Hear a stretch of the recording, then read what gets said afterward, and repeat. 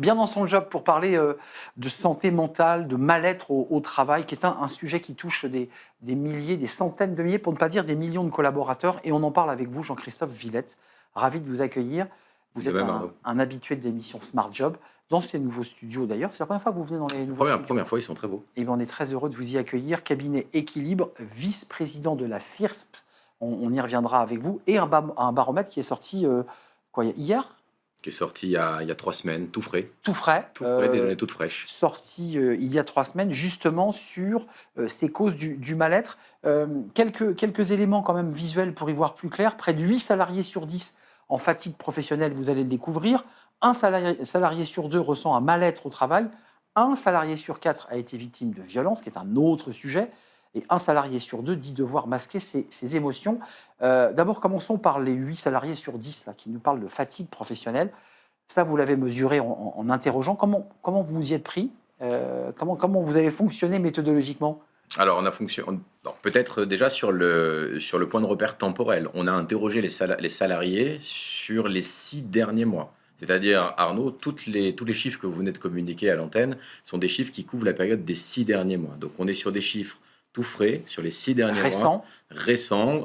On a travaillé avec un partenaire qui s'appelle Opinionway. Ce sont des mesures que l'on propose nous-mêmes dans les organisations, mais pour éviter qu'on nous oppose un risque de partialité dans les thématiques dont on parle, les thématiques qu'on mesure. On est passé par notre partenaire Opinionway. On a ces chiffres qui ont permis d'objectiver ce que l'on constate en réalité à travers nos propres baromètres. Vous savez qu'on est des observateurs privilégiés des situations de travail. Je tiens à préciser qu'en communiquant ces chiffres, on avait une petite idée de ce que ça pouvait donner, mais on ne souhaite ni être des doloristes, ni des catastrophistes du travail. Et donc, ce qui est important, c'est d'objectiver un paradoxe. Le paradoxe aujourd'hui, c'est qu'on a 2 tiers des personnes qui sont en capacité d'exprimer une satisfaction globale, c'est-à-dire toutes variables confondues quand ils en font la moyenne de leurs conditions de travail, mais en même temps, vont exprimer un niveau de stress significatif, une fatigue significative. Ça veut dire quoi? Ça veut dire que selon les outils que l'on va utiliser dans l'entreprise pour mesurer des phénomènes,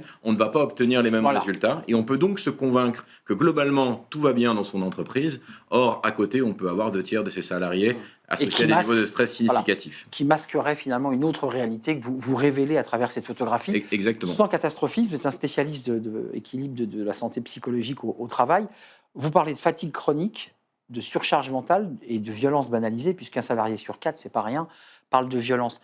Enfin, qu'est-ce qui se passe? Pourtant, il y a des services RH, il y a des accompagnements au sein des entreprises, il y a des outils, la QVT, la QVCT, bref.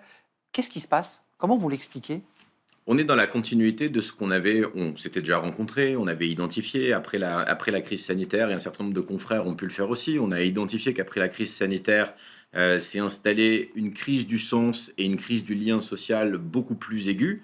Ce que ces chiffres montrent, c'est qu'on n'est plus dans un fait mineur ou dans un épisode ponctuel. On est dans un fait social majeur qui s'est enraciné, exactement, qui s'enracine dans les organisations. Et si l'on continue de se cacher derrière des indicateurs de baromètre de satisfaction globale avec en dessous 4-5 questions dans des mesures qui sont déconnectées du travail réel, alors on ne prend pas en compte le paradoxe. C'est à la fois la capacité de pouvoir s'exprimer dans des baromètres sociaux, mais si on interroge des variables de vulnérabilité, de reconnaître une certaine vulnérabilité. Donc il y a une complémentarité nécessaire entre les mesures des baromètres sociaux et les mesures de diagnostic des risques psychosociaux aujourd'hui dans les organisations. Avant de nous quitter, vous avez un cabinet, on fait quoi? On forme les managers, on accompagne les collaborateurs, on règle en aval le problème, on fait de la prévention. Qu'est-ce que vous proposez? Déjà, on met des mots sur ce que l'on objective à travers ce baromètre, que l'on partage à toutes les personnes qui veulent le recevoir. Ça peut être une boussole pour venir à un moment donné accompagner et orienter les discussions. On encourage qu'il puisse y avoir des discussions paritaires, de mettre autour de la table les partenaires sociaux et les représentants de l'employeur pour nourrir le dialogue social d'un regard expert sur les indicateurs pertinents sur ce sujet.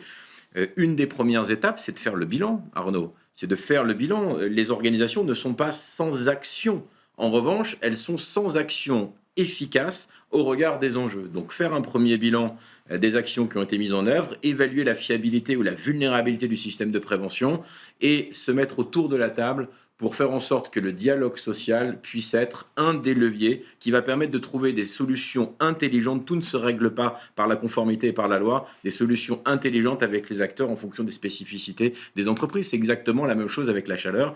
Aujourd'hui, voilà, on sait qu'on est dans une vague de canicule, on peut avoir un décret qui sort aujourd'hui, mais rien ne solutionnera le bon sens et les solutions intelligentes qui peuvent être trouvées par les représentants du personnel, les représentants de l'employeur et les travailleurs. Merci Jean-Christophe Vidal Avec d'être grand venu me rendre plaisir. visite. Ce baromètre à découvrir sur le site de Équilibre avec un K. À la fois, c'est une photographie, puis ça permet aussi de réfléchir et vous allez l'envoyer, j'imagine, à tous les DRH des grandes entreprises, j'en suis sûr, à découvrir sur le site d'Équilibre. Ce baromètre vient de sortir. Merci, Merci de beaucoup, nous l'avoir Arnaud. dévoilé, Merci de Jean-Christophe votre Vidal. invitation. On tourne une page, le cercle RH, pour parler du management. Alors, est-ce que les managers peuvent avoir un lien avec le sujet précédent sur la manière dont ils managent, management un peu vertical à la française? On va y revenir avec nos invités. On en parle, c'est le cercle RH et j'accueille mes invités.